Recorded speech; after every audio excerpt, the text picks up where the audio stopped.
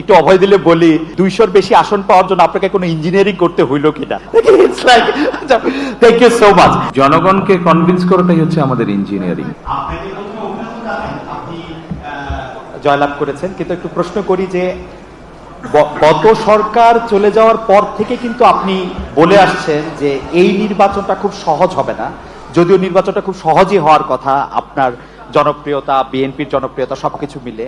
এখন আমার প্রশ্ন, নির্বাচনটা তো হয়ে গেল, এটা অনেক সহজ ছিল কিনা আপনার কাছে?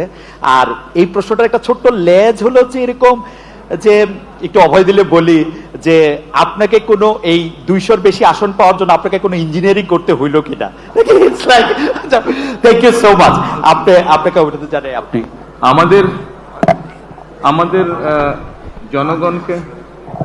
জনগণকে কনভিন্স করাটাই হচ্ছে আমাদের ইঞ্জিনিয়ারিং। জনগণকে আমাদের যে ইঞ্জিনিয়ারিংটা ছিল সেটা হচ্ছে জনগণকে আমাদের পক্ষে নিয়ে আসা, সেটাতে আলহামদুলিল্লাহ আমরা সফল হয়েছি।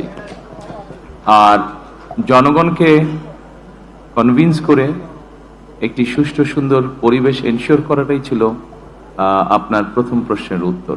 অর্থাৎ যেটা আপনি বলেছেন, যেটা আমি বলেছিলাম কঠিন হবে কিনা, অবশ্যই যে কোনো ভালো কাজ, ভালো গোল অ্যাচিভ করতে গেলে তো কষ্ট করতে হয়, কঠিন হবেই।